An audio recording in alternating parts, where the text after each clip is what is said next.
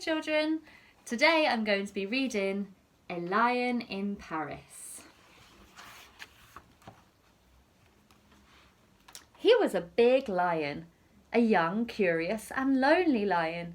He was bored at home on the grasslands, and so one day he set off to find a job, love and a future.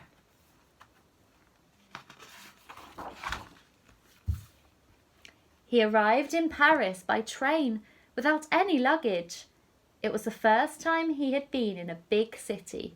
Naturally, it was a little scary.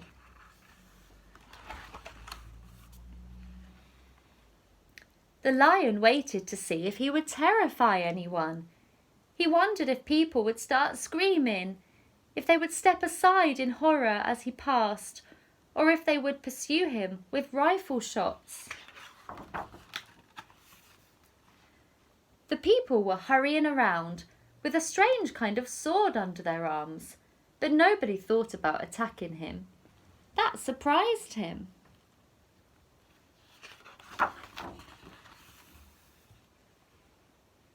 Puzzled, the lion went down into the metro.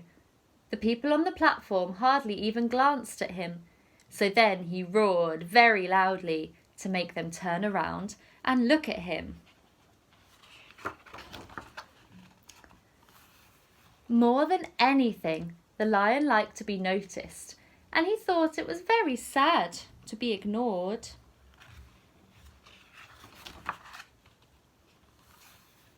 Then he went out into the street, and it started to rain.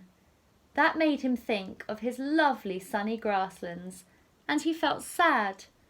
He turned all grey and shiny, like the roofs around him. In the middle of a square, he saw a huge factory with workers going up and down in a transparent pipe.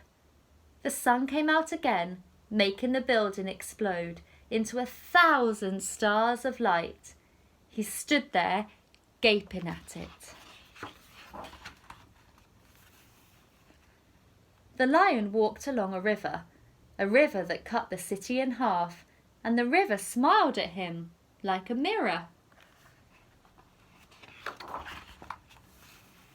At last, a girl noticed him, and her eyes followed him for a while with a loving, tender look.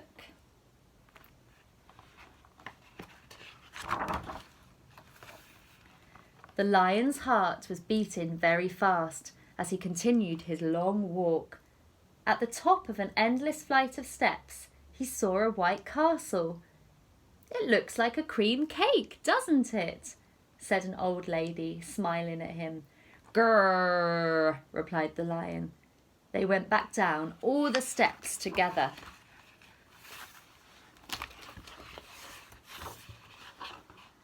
Then he came to an enormous iron tower, and he trembled with fear. He climbed right to the top, and the people down below looked like ants. He absolutely loved it. The city that had appeared so dreary and frightening and grey in the morning now seemed to be smiling at him with all its windows.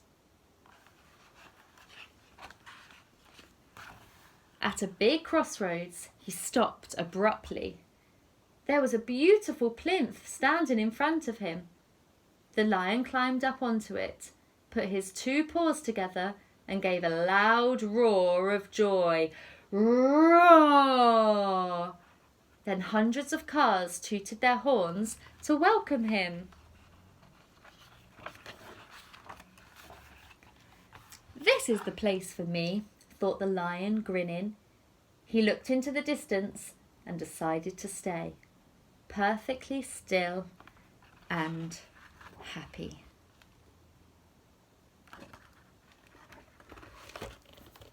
The end.